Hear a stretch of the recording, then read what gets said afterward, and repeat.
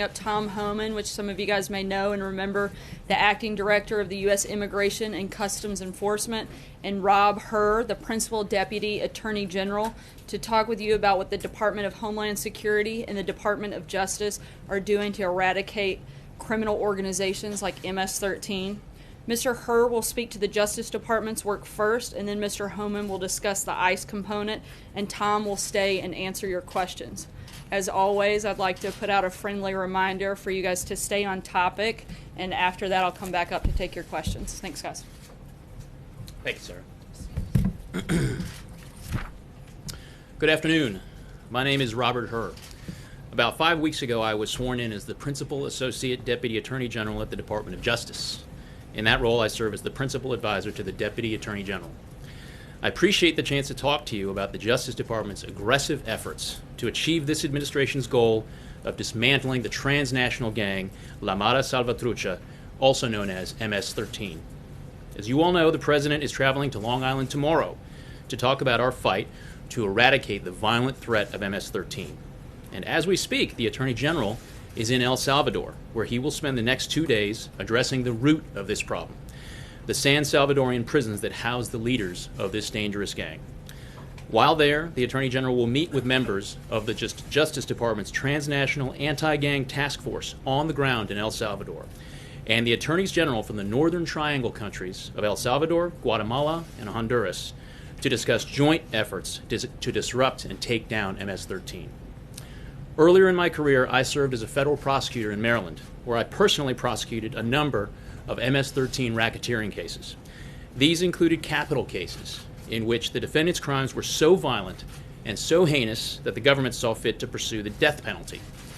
Through these prosecutions, I learned firsthand from the victims, their grieving and heartbroken families, and other members of terrorized communities just what a scourge this group of thugs really is. This gang's chilling motto is Mata, Viola, Controla, which means kill, rape, and control. They seek to live up to this motto through truly shocking acts of violence designed to instill fear. Vicious machete attacks, execution-style gunshots, gang rape, and human trafficking. They use whatever they can get their hands on: guns, knives, machetes, baseball bats, tire irons, or their fists and feet, not just to inflict violence. They use violence to shock, to send a message, and to control territory here in the U.S. and in Central America. The Attorney General has answered the President's call, and we at the Justice Department are moving forward aggressively against MS-13. Specifically, pursuant to the President's direction and executive orders, the Attorney General has directed the Department's law enforcement agencies, ATF, DEA, FBI, and the Marshal Service, as well as federal prosecutors across the country, to prioritize the prosecution of gang members, specifically MS-13. The Attorney General has issued charging guidance regarding violent crime and criminal immigration enforcement, both of which directly target MS-13 members and their associates. In addition, the Department of Justice has requested funding for 300 more federal prosecutors to focus specifically on violent crime and criminal immigration enforcement. We've also prioritized multi-agency and cross-border collaboration in order to attack MS-13 from all angles. The Justice Department and the Department of Homeland Security are coordinating our anti-gang efforts to ensure that we bring both criminal and immigration laws to bear in the fight against transnational gangs. We continue our critical partnerships with state and local law enforcement around the country, whose brave men and women are truly on the front lines in the fight against MS-13. And we work, of course, hand in glove with our law enforcement partners in the Northern Triangle countries of El Salvador, Guatemala, and Honduras. They are helping us take the fight to MS-13 on its home turf. It speaks volumes that the Attorney General himself has traveled to the nerve center of MS-13 and is standing in solidarity with our partners in Central America. Indeed, earlier today, just hours ago, El Salvadorian prosecutors announced that they have filed charges against and arrested, over the past 36 hours, hundreds of members of MS-13 in El Salvador. Many of the defendants are members of MS-13's Peajes Locos Salvatruchos clique, who are centered in the La Paz department of El Salvador. Earlier this year, members of this MS-13 clique committed several high-profile murders in El Salvador. The shooter in these murders fled to the United States and is now in ICE custody pending immigration proceedings. This prosecution showcases just how closely we are working with our partners in El Salvador to combat MS-13. Specifically, U.S. law enforcement agents with ICE who are on the ground in El Salvador are coordinating with their counterparts here in the U.S. to ensure that the shooter is removed from the United States as quickly as possible to face charges in El Salvador. This investigation is being handled by Salvadorian gang prosecutors who are trained and mentored by embedded DOJ prosecutors in El Salvador, and Salvadorian police officers who were trained and mentored by the FBI and advisors from the State Department. At the request of Salvadorian prosecutors, the Justice Department has also arranged to have an essential witness to the murders transported to El Salvador for court proceedings. United States law enforcement and federal prosecutors recently targeted leaders and members of the same Peajos clique operating here in Maryland, charging 16 defendants with racketeering offenses involving murder and attempted murder, the last of whom was sentenced this year to life imprisonment. These are very significant blows to MS-13 and are made possible by our close cross-border coordination.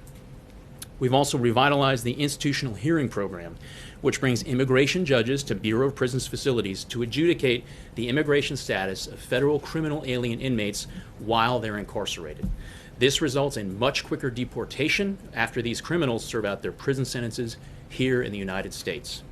Finally, we are also holding sanctuary cities accountable for their lawless conduct. The Attorney General will not allow sanctuary cities to become sanctuaries for criminals. Earlier this week, the Attorney General announced new grant conditions. Cities and states may only receive burn-jag grants if they comply with federal law, allow federal immigration officials access to detention facilities, and provide 48 hours notice before they release an illegal alien wanted by federal authorities.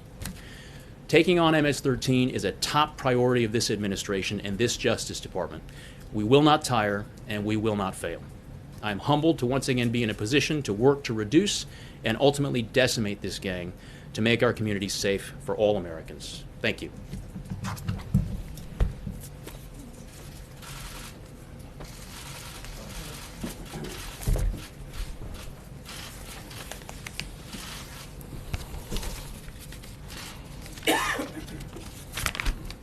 Good afternoon. I'm Tom Holman. I'm the Acting Director of U.S. Immigration and Customs Enforcement, known as ICE. Targeting, arresting, and removing members of violent street gangs such as MS-13 sends a clear message to criminal enterprises around the world. You are not welcome in the United States, and you will find no harbor here. President Trump made it a priority to get these criminals off our streets and, when possible, out of our country. And that's exactly what the men and women of ICE are going to do every single day to help keep America safe. ICE's Homeland Security Investigation, known as HSI, National Gang Unit, leads our efforts along with our deportation officers to identify and arrest gang members while working to dismantle the organizational structure that supports them. Gang members are involved in a broad range of criminal activity, including murder, extortion, narcotics trafficking, weapons trafficking, human smuggling, and other crimes with a nexus to border security. Since the beginning of January of this year, ICE's Homeland Security Investigation has already arrested 3,311 gang members across the country in a number of targeted operations. I'll speak just about two. Project New Dawn, a recent gang surge led by ICE HSI, netted 1,378 gang arrests. Operation Matador, up in New York State, since May 9th, has netted over 100 gang members and affiliates, vast majority of MS-13 members. Make no mistake, organized violent transnational gangs threaten the safety of our communities, not just in major metropolitan areas, but in our suburbs like Suffolk County in New York, where I'll be joining the President tomorrow to discuss this very issue. Let me share just a couple examples that demonstrate the violence of these criminals. Recently, two MS-13 members who were juveniles, arrested as part of Operation Matador, have been implicated in the quadruple homicide of 4 young adults in New York. An additional MS-13 arrest admitted to being complicit in homicides of 2 juvenile females. Multiple other Operation Matador MS-13 arrests have led to admissions of narcotics trafficking, weapons smuggling, and intelligence and other unsolved crimes in the region. The proliferation of MS-13 remains an ongoing challenge for law enforcement everywhere. Our efforts to eradicate gangs such as this are much more effective in areas where our partnership with local law enforcement is the strongest. As I said the last time I was here, I cannot stress enough, our operations are more effective when there are strong local partnerships supporting them. Sanctuary city policies only make it more difficult, if not impossible, for ICE to remove known gang members and other criminal aliens who are removed from this country without the opportunity to commit additional crimes. As I said when I was here at the podium a month ago, cooperation is critical. It is often state and local law enforcement, not ICE, that first come into contact with transnational gang members. Together, through partnership, we can keep our streets safe. Together, our gang is bigger than theirs. In addition to making our communities safer, the intelligence gathered from operations targeting MS-13 helps our agents and investigators continue their efforts to fully dismantle these global criminal enterprises. From the command and control structure in El Salvador to the street members walking our communities and everybody in between. In closing, I'll say this: the progress we're making would not be possible without the brave and dedicated men and women of ICE. These are professionals, American patriots, who leave the safety of their homes and their families every day to help keep us safe, to keep people safe they'll never meet. And I am honored and proud to represent them here today. With that, I'll take questions. Sir? Thank you. In Montgomery County, there has been MS-13 activity, and when they have prosecuted MS-13 there, they have said that the members of MS-13, some of them are citizens, and to get help from the immigrant community where they're plaguing, the plague is on the immigrant community, that they have not been successful because they're afraid of being taken out of the country, that you're going to deport them. So for those in the immigrant community who are being taken advantage of, are you going to offer any type of support for those who are not involved in MS-13 who come forward to assist law enforcement? Because local law enforcement says that's the largest problem they have in getting people to come forward. They think they're going to be deported. Well, you all can help with that message, right? I mean, the mismessaging that ICE is out there doing neighborhood raids and roadblocks and things that we were being accused of doing. We got to get the message straight. ICE prioritizes our arrests based on criminal threats, national security, those who violate immigration laws. However, if they're a victim or witness, we're not out looking for victims or witnesses. I believe that these, especially MS-13, they victimize the very communities in which they live.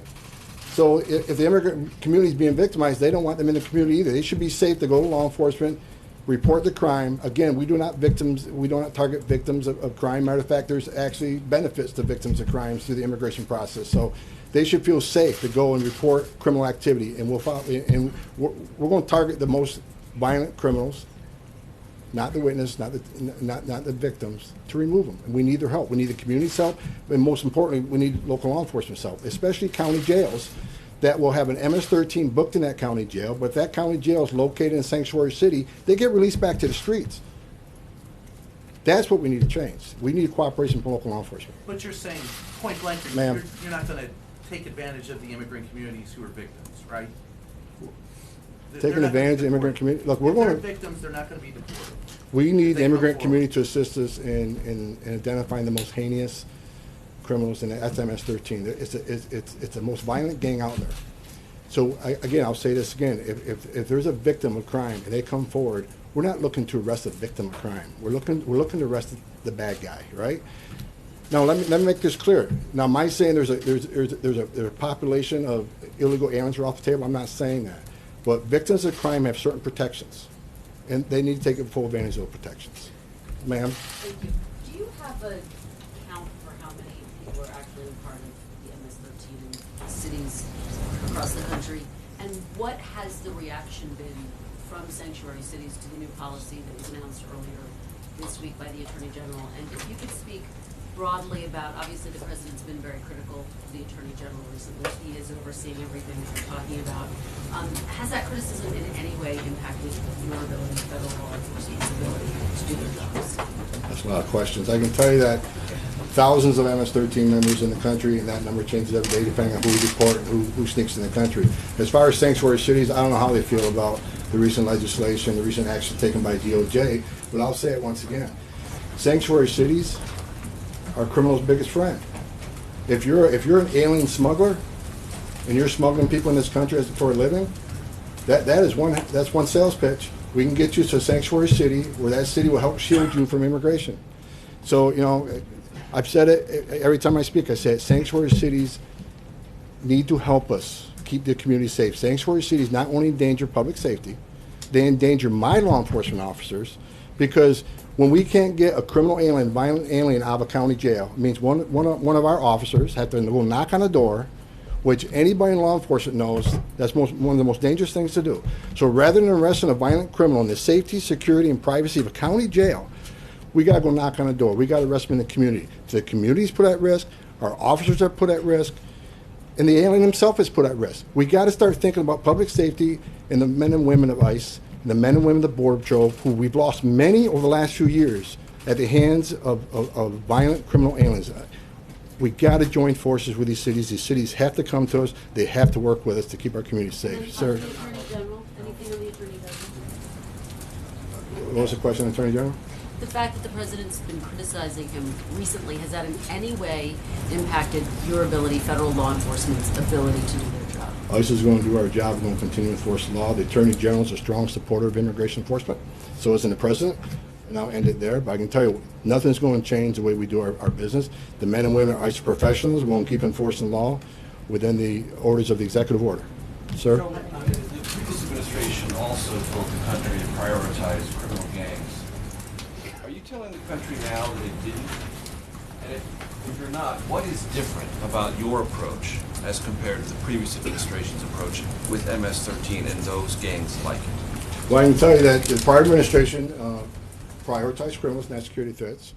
But the difference is, for those that criminal aliens get booked in a county jail, on the prior administration, they needed a conviction before we can even put a detainer on and ask for them to come in our custody. That's not necessary anymore.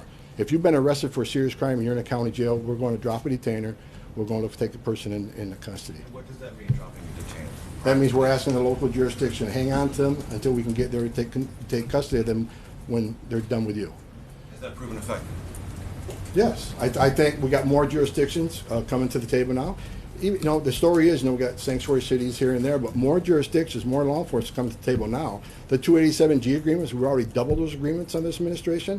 I expect to triple those agreements by the end of the year. Most law enforcement agrees with what I'm saying up here. The street cops, they want to work with us, and they want to identify these threats to the community and get them out of their communities. These people are not welcome in the communities, and local law enforcement are teaming up with us. The operation I spoke about here in New York City, we work with Nassau County, Suffolk County, NYPD. All these jurisdictions want to get the criminal element out of their neighborhoods. The immigrant communities themselves, they don't want these people in their communities. We all should be on the same page here.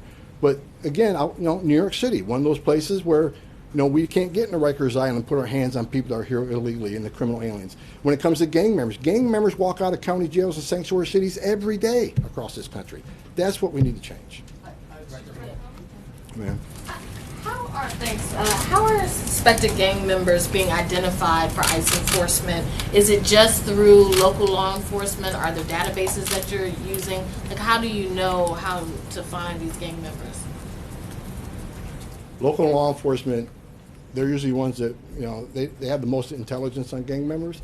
As far as what we look for to find gang members, I'd rather not discuss that, because I certainly don't want to share that information with the gang members who may be watching and say, okay, well, we'll just do this a little bit different. There is a myriad of factors we look. It's just not, we don't arrest people for the way they look. I'm going to make that clear, because I've seen media accounts about people with tattoos and clothing. That is one of many, many factors we look at. So it's really quite law enforcement sensitive how we identify, target, and locate gang members. So I can tell you that the men and women of ICE are well trained. Other federal agencies, whether it's the Bureau or whether it's the Suffolk County, Nassau County. This is Nassau County. They do this for a living. They're professionals. They look at a lot of factors, including database checks. But I'd rather not share the factors we all consider to look at that, because I really don't want to share that with the criminal element who may be watching this program. Thank you. You said that victims of crimes who are immigrants will not be targeted. In February, your agency detained a woman in El Paso, Texas, who was seeking a protective order against a domestic abuser. Can you say now that your agency will not be doing that again? And if it's been done in the past, why should we believe you that it won't be done in the future? Okay, with that case you're talking about, you obviously don't know all the facts that I do. That is not the way. There's much more of that story than you're presenting here today. I can tell you that was a solid arrest, and it's under litigation. I can't give you I can't give you all the information I have. That was a good arrest. That was a public safety arrest, and I can't say any more because it's in litigation. One last question, guys. You focused, and the president's going to focus tomorrow on the most violent gangs, MS-13, and suggesting that that's what ICE is focused on. I'm reading a story here from just last month that said the biggest number that ICE arrests are up of illegal immigrants, and the sharpest spike is seen for non-criminals. I think that the other side of the issue would say that ICE and this administration really is going after non-criminals and just using these moments to sort of suggest otherwise. What do you say about that? It's ridiculous. I mean, when under prior administration, non-criminals were not a priority. So when you go from 0 to 100, of course you're going to see the biggest rise in that. The executive orders are clear. Anybody reads the executive orders, no population's off the table. So non-criminals, yeah, those that are got a court order from a judge that refused to leave, we're looking for them. Those who enter the country illegally, I've said it 100 times, that is a crime to enter this country illegally. And when they get their due process at great government, at great taxpayer expense, billions of dollars are spent on border security, immigration court, detention. So when they get their due process and a federal judge orders them removed, that order needs to mean something, or the whole system has no integrity. Nowhere else in law enforcement has anybody asked a law enforcement agency to ignore a judge's order from a bench. They've had their due process. Our job is to enforce those orders, and that's what we do.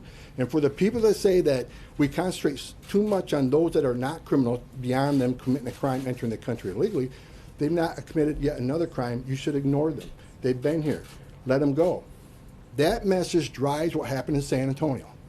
That message drives what happened in Victoria, Texas, that I investigated back in 2003.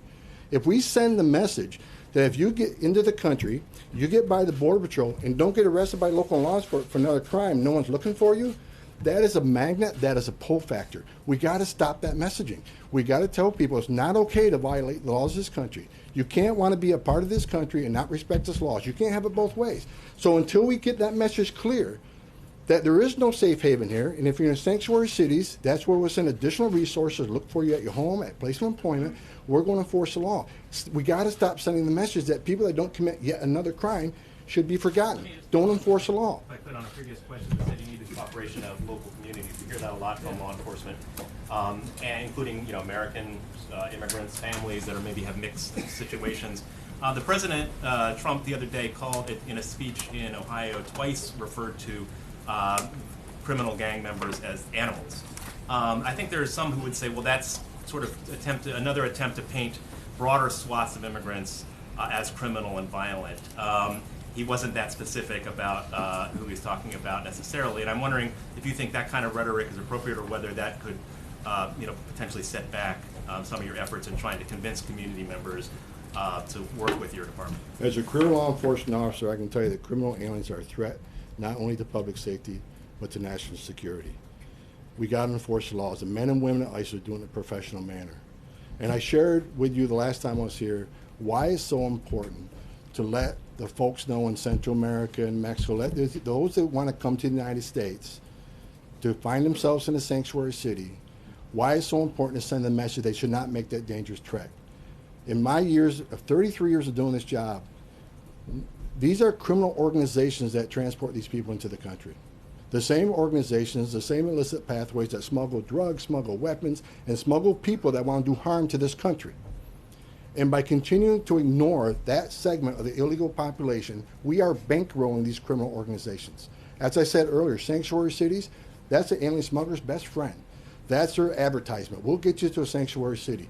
And I'm telling you, what I've seen in my career, I've seen people that were killed could not pay their smuggling fee. I've seen, we talked to women that have been raped, children's been molested, people have been killed. I shared with a media yesterday in Phoenix, Arizona, during the hostage crisis several years ago, people couldn't pay their fees. The fees would double once they got it. They couldn't pay the fees. We rescued one man who was duct taped from head to toe. His whole face and head were duct taped, and had a hole poked in the mouth with a straw so he could breathe for 2 days. When I was in Victoria, Texas, I did stand in back of a tractor trailer in 19 Dead Aliens with a 5-year-old that suffered What do you think that 5-year-old went through the last 30 minutes of his life? What do you think his father went through the last 30 minutes of his life, looking down his child, knowing he couldn't help him because they're locked him back to the tractor trailer? I'm not calling anybody anymore. I'm saying there's those who break the law and those who don't break the law.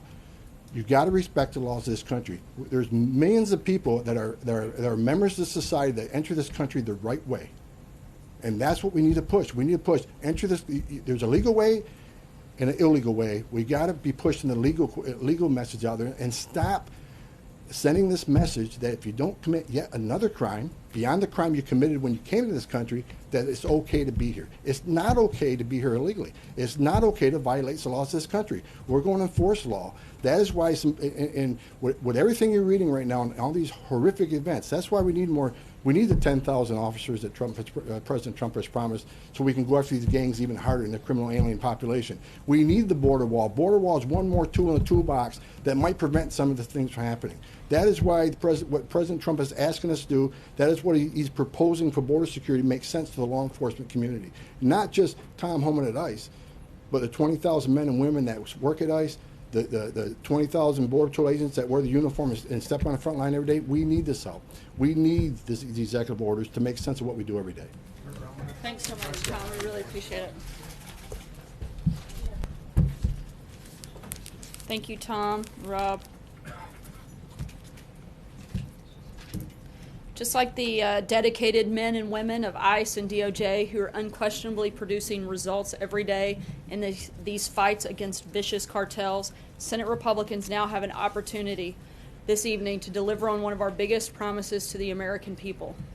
On the Hill, the Senate is gearing up for a series of votes on the Republican plans to finally repeal and replace Obamacare and replace it with the Freedom Health Care Bill. Congressional Republicans have been telling the American people that given the chance, they would save them from this increasing damage of this disastrous law. After 7 years of skyrocketing premiums and dwindling health care options, now is their chance to act. The President looks forward to seeing the Senate fulfill that promise later tonight when they finally repeal Obamacare and end the nightmares it has caused for American families and businesses.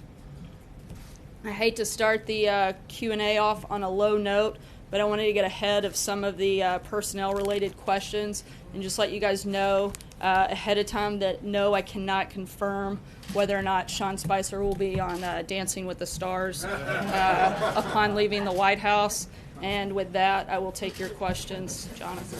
Sarah, does the President have confidence in his Chief of Staff? Look, I think I've addressed this question when it comes to staffing and personnel many times, that if the President doesn't, then he'll make that decision.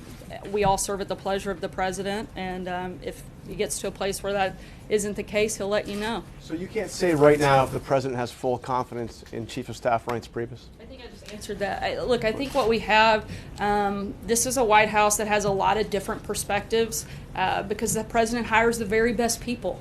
They're not always going to agree. There are going to be a lot of different ideas. Unlike previous administrations, this isn't groupthink. We all come and have a chance to voice those ideas, voice those perspectives, and have a lot of healthy competition.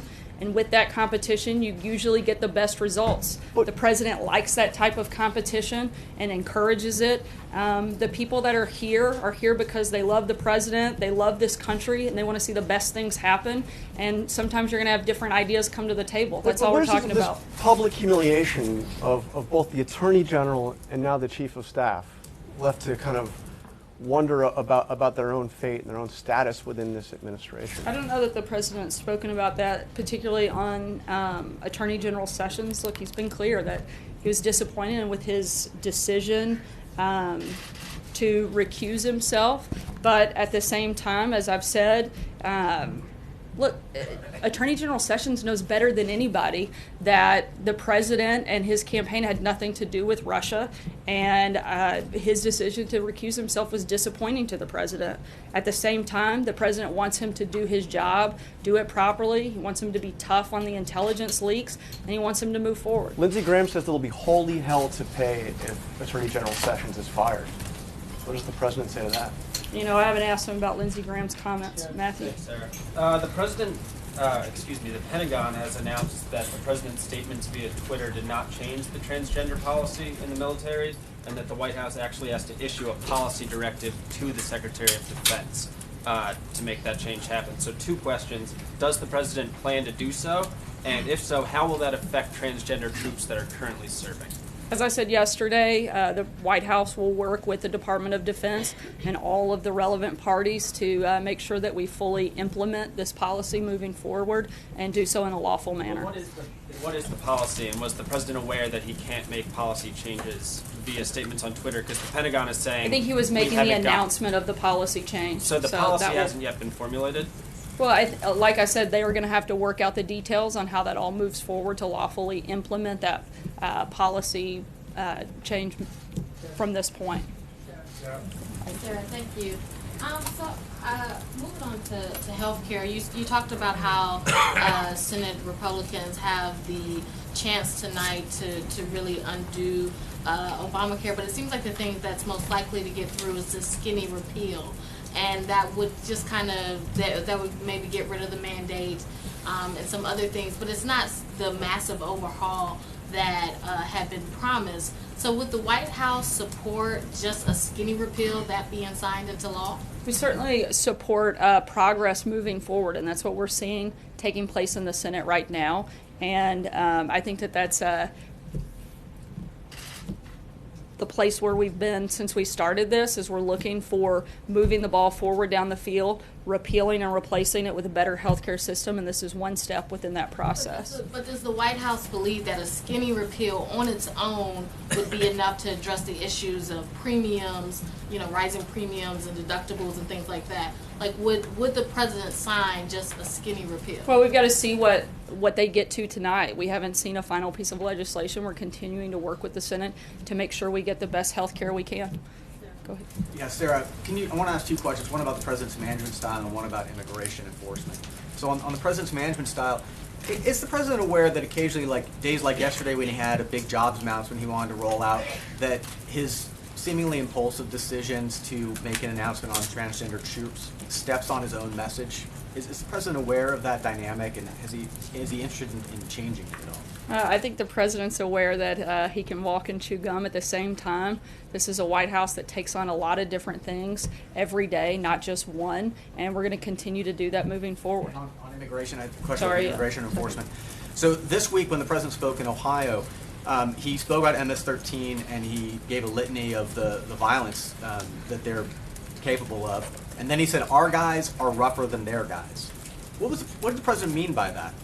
I think the president means that our guys are going to do whatever it takes to protect Americans, protect American lives, protect our borders. Is that a license for the use of more force when it comes to making arrests against MS-13? Look, the president wants people to do their jobs, not go beyond the scope of what they should do, but he wants to protect our country. He wants to protect American people, and he's asked the law enforcement agencies to step up and help be part of that process, as I think we would all expect for them to. Does he want law enforcement agencies to change the rules of the use of force when it comes to making the arrests against MS-13? I'm not aware of any specific changes.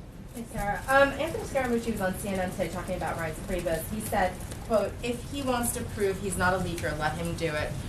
I can't imagine that you would speak on Anthony's behalf, but if you would, does he think that Reince Priebus is a leaker, or does the White House, does the president think that Reince is leaking? I'm not going to comment on Anthony's suggestion. I'll let him answer for himself. I think I made pretty clear where the president is, and I don't have anything to add beyond that. I have a tax question too, please. Does the president believe that tax overhaul should increase the budget deficit, or should it be revenue neutral?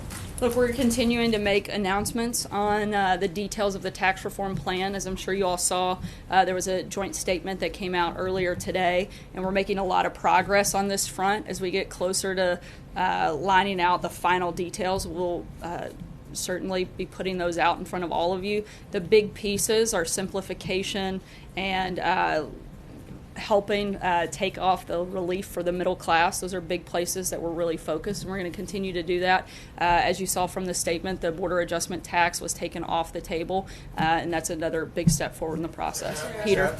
Sarah, can I ask you quickly about Anthony Scaramucci, a little bit of housekeeping? Only if you do it quickly. Fine. Has he taken an oath of office? I'm sorry? Has Anthony Scaramucci taken an oath of office? Not that I'm aware of. I don't Have know his about that. security clearances gone through yet? As always, we do not discuss security clearances. Is he without staff official at member of the White House staff now? Initially, it was announced that it would be in mid-August. He is working at the White House, but on your other questions, I So can't answer let that. me follow up. John Let me Gizzi. follow up then on the staff. Thank Those you, were, sir. but if you would, We're going to just go with finish. Those were- one question Thursday because Okay. we're kind of tight on time. As I you was guys know, follow- the president's got to open I was following the precedent front row. Let me shortly. ask you about the Boy Scouts then, if I can, very I'm quickly. going to actually Following- go to John. Sorry, Thank Peter. you, Sarah. I do have to ask you about the health care bill. Many who are in the Freedom Caucus say that they would oppose the skinny repeal that was referred to earlier, that if a measure came out with just ending the mandates and ending the tax on medical devices, that would, and not addressing anything else, they'd vote against it. Is the president aware of this, and is he making any calls for specific parts of the repeal effort? Look, the administration's been working hand in hand on pushing repeal and replace of Obamacare. We actually like the term freedom bill a lot better because we think it addresses what this bill actually is. It removes a lot of those mandates that allow people to have the type of freedom, have states have the freedom that they want. And that was one of the big priorities for this administration. We're, happy about that progress, and we're going to wait and see where this bill ends up later this evening. John Decker. Thanks a lot, Sarah. Is the president, just to follow up on what John Gizzi just asked you, I don't think you got to that particular part of the question. Sorry. Is the president picking up the phone? Is he calling those 7 or 8 Republican senators, making the case for them that this may be their last best hope for repealing and replacing Obamacare? And if he is, what's his message to those particular senators? The same one he's been making all along. Let's get the job done. Let's replace a terrible healthcare system with a better one. And he's going to be engaged, and I'll keep you posted on any specifics and people that he talks to. Peter? Had all of those Republican senators here at the White House last week, Sarah. Sorry, guys, we're real tight on time. I'm really going to I try just to wanted keep to you to say one one- question. Let's be polite to your colleagues. Go ahead, Peter. Anthony Scaramucci said this morning that the president might veto the Russia sanctions bill, even though Senator Corker has now withdrawn his objection, and the same version that we've already seen from the House is going to be up for the Senate vote. Is that in fact possible? Will he veto a bill that passed with just 3 negative votes in the House and 2 negative votes in the Senate? As I said yesterday, the president and the administration support sanctions against Russia, Iran, and North Korea. We continue to support strong sanctions against those 3 countries, and we're going to wait and see what that final legislation looks like and make a decision at that point. As soon as we have a final piece of legislation, we'll let you know. David? In terms of working with the DOD on this new policy, how long is it going to be before you find out what the details are? I don't have a Weeks, specific months? timeline, but I believe they're going to start moving on it quickly, but we'll keep you posted as those details come out. I don't have a specific timeline on what that looks like, but I know that they're ready to start moving and work on that implementation. Major? Thanks. Several Senate Republicans have sent signals to this White House. 1, don't make a recess appointment because we're not going to allow it. 2, there's not going to be a confirmation hearing if there's a new Attorney General nominated. There is a signal being sent, don't do what we fear you might be contemplating. Can you, for the betterment of the Senate Republicans who are working with this White House on a lot of issues, put to rest once and for all the status of the Attorney General? He's not going to be fired, there's not going to be a need for a recess appointment, and this issue can be laid to rest for the country and for Senate Republicans who appear, based on their public statements, to be anxious about this prospect. Yeah, I guess I'm not sure how many times you have to lay an issue to rest. I've tried many times. No, but when you don't say the president has confidence and the president says time will tell, as he said earlier this week, I'm only telling you what Senate Republicans who are in a position to have to deal with this are And I've saying. answered your question, and yesterday you probably saw a statement come out from here that was more fake news from the Washington Post on the fact that we were considering a recess appointment. I think that sums that up pretty clearly. Kevin. Thanks, Sarah. This is a little, maybe just a little bit off topic, but I want to run it by you anyway. Is the president aware of the story? Probably good if we mix it up a little bit. Yeah, why not, right? Is the president aware of the story of the IT staff, or the congressional IT staffer who most recently worked for Florida Congresswoman Debbie Wasserman Schultz, Imran Awan, who was recently arrested attempting to leave the country, although he said he was not trying to flee the country. Is the president aware of that particular circumstance, and is he satisfied with the pace of the investigation? I haven't had a conversation with him specifically about that, but I do think it is something we should fully look into, and there should be a thorough investigation on that. Kristen. Since we only have one question, I'm going to ask you about the Boy Scouts. You gotta make it count. Chief wrote this to family members who were at the president's events earlier this week. I want to extend my sincere apologies to those in our scouting family who were offended by the political rhetoric that was inserted into the Jamboree. That was never our intent. We sincerely regret that politics were inserted into the scouting program. Does the president owe the Boy Scouts an apology? I was at that event, and I saw nothing but roughly 40 to 45,000 Boy Scouts cheering the president on throughout his remarks. And I think they were pretty excited that he was there, and happy to hear him speak to them. Zeke. Why is that the Boy Scouts acknowledge that there's a problem? A lot of parents have expressed frustration in the wake of those comments and felt the need to actually write a letter about it. So does the president owe them an apology? Again, I was at that event and heard nothing but a lot of cheering and probably one of the most energetic crowds I've seen in front of the president. And so I don't have anything to add. I haven't seen the statement from the Boy Scouts, so I can't comment any further than what I saw firsthand, and that was a lot of individuals, roughly 40 to 45,000 as reported, cheering the president on. Zeke. I have two for you real quick. If you don't You have mind. one. Remember, there's a rule today. I'll be quick. First, on Anthony Scaramucci on CNN this morning, he said he had a conversation with Attorney General Jeff Sessions about these supposed leaks. That would appear to violate DOJ guidelines, so I was hoping you could provide some clarity on that front. And secondly, out of Alaska today, the local paper there is reporting that Senator Murkowski received a phone call from Secretary of Interior Zinke threatening the people of, essentially threatening the services and federal dollars that were spent and the administration's posture towards the people of Alaska if she voted a certain way on the health care bill. I was hoping if you could confirm that and discuss whether that sort of conversation, if it happened, would be appropriate. I'll answer both of your questions with one answer so that it keeps it somewhat fair, since you kind of broke the rules. But I'm not going to speak about conversations between cabinet members and other individuals that I wasn't a part of and haven't had a chance to talk to either individual about. Francesca? Thank you, Sarah. You suggested that the president continues to have confidence in Reince Priebus based on the fact that he's still in the position, and he's a friend of Anthony Scaramucci, who's coming into the administration. At this point, based on what we've seen quite publicly playing out, though, does he think they at least need to sit down and talk, as House Speaker Paul Ryan said, and get whatever this is out of their system so that they can start off on the right foot here? I don't know if he has an opinion on what they should do between the two of them. I think the president, as always, enjoys healthy competition and conversation, and he sees that as such. I've got to wrap up here because the president is getting ready to do an event, which I know you all probably want to attend. And I want to leave you with just one last thing before I close out on an important development. You guys love to talk about Russia, and there's been nonstop coverage. And the one day that there might have been a question on Russia, there wasn't.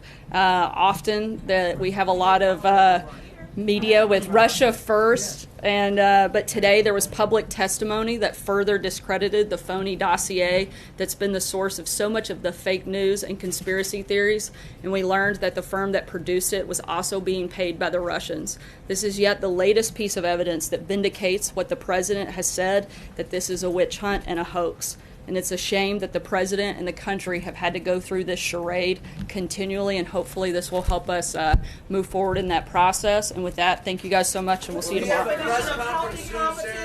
What is the definition of healthy competition? Are they going for that same job?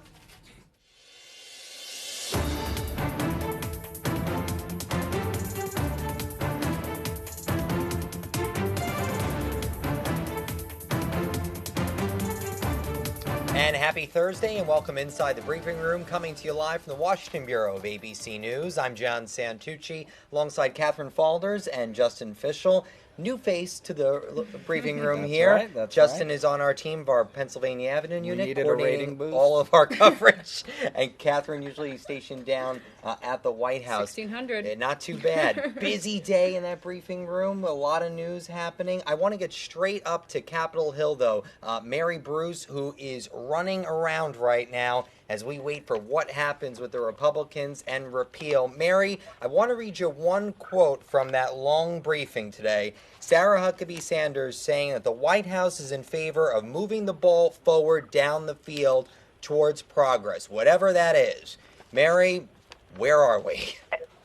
Well, and that seems to be the big question here, is just how can they get something done, some kind of win, deliver that win to the president, and move the ball just a little bit further down here. I have to apologize for all the sound, you guys. I am down currently in a very noisy, very press-packed basement of the Capitol right by the subway because all of the senators are now coming off of the floor. We're still in the midst of this what seems like never-ending debate on health care, but they're getting closer. We've talked about all these options that they've been winnowing down over the last 2 days, and now that they're, it seems, leaning towards what we've been calling this skinny repeal.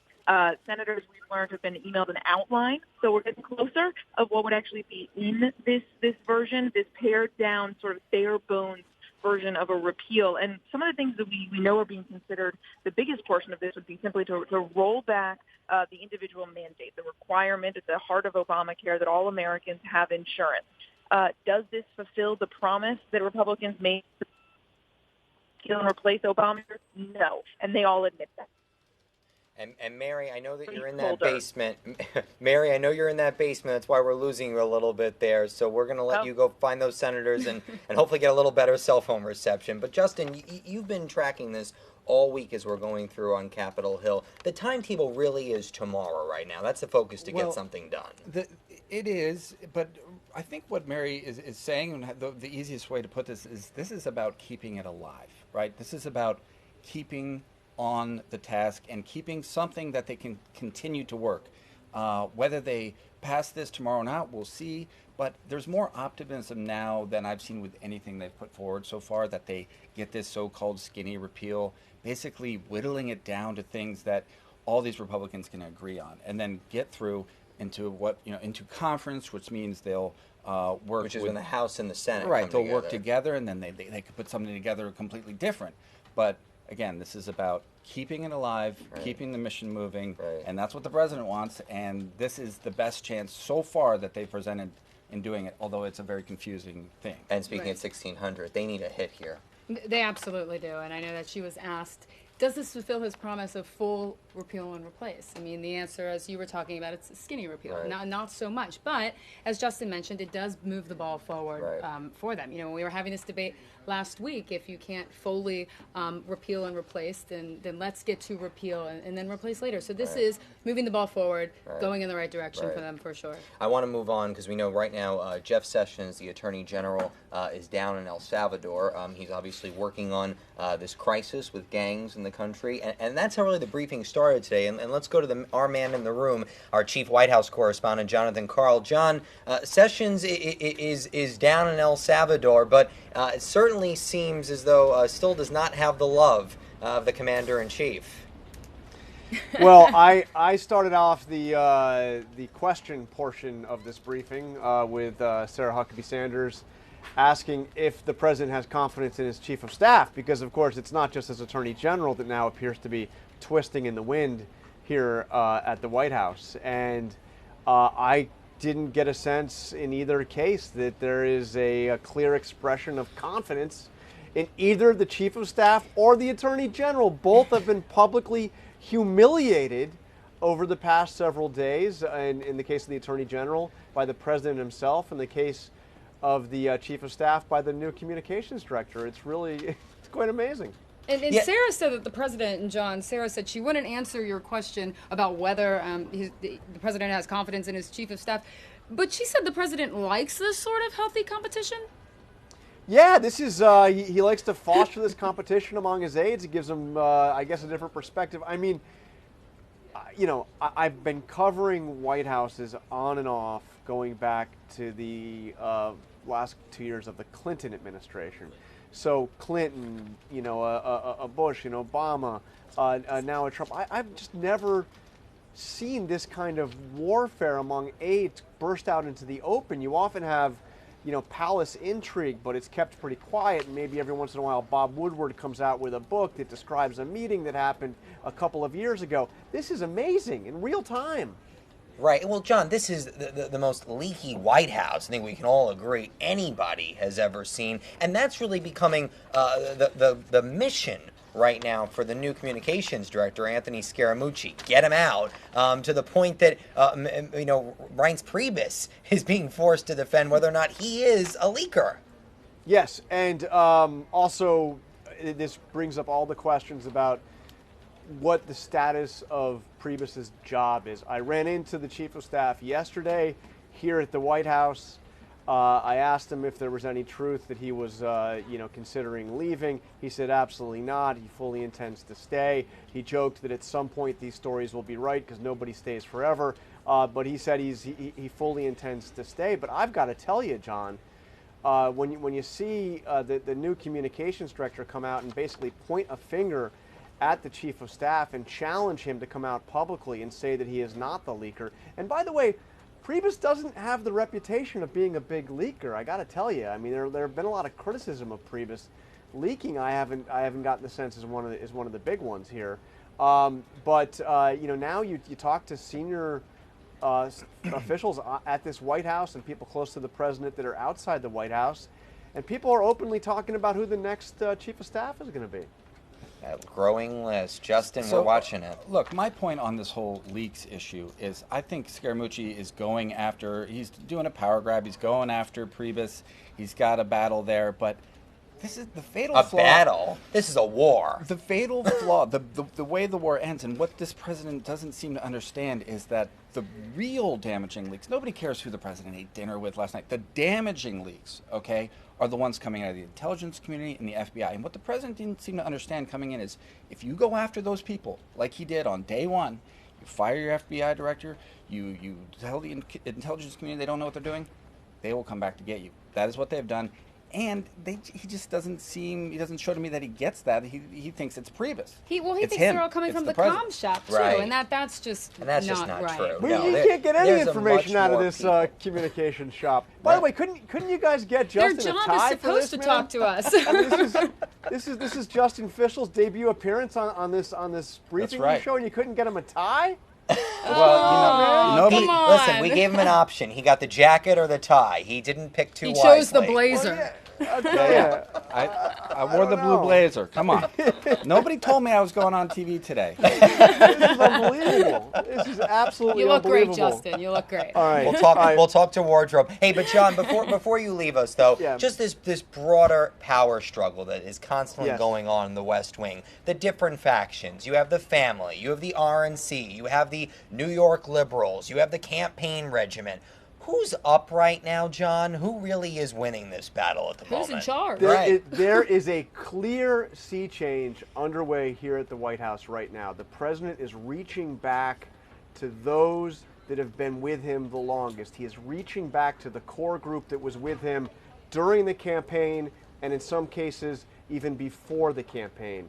So you see people like Corey Lewandowski, his original campaign manager, spending more time over here. Dave Bossie, who was deputy campaign manager. You're seeing Newt Gingrich spending more time with the president than I have seen really at any time since the transition, advising the president. He is pushing aside those who were brought in later, those who came from the RNC, frankly, those that were brought in by Reince Priebus, and he is elevating those that are the true Trump loyalists. As somebody put it to me today, this is not the president in campaign mode, but he is in the mode of going back to those who were with him during the heat of that campaign.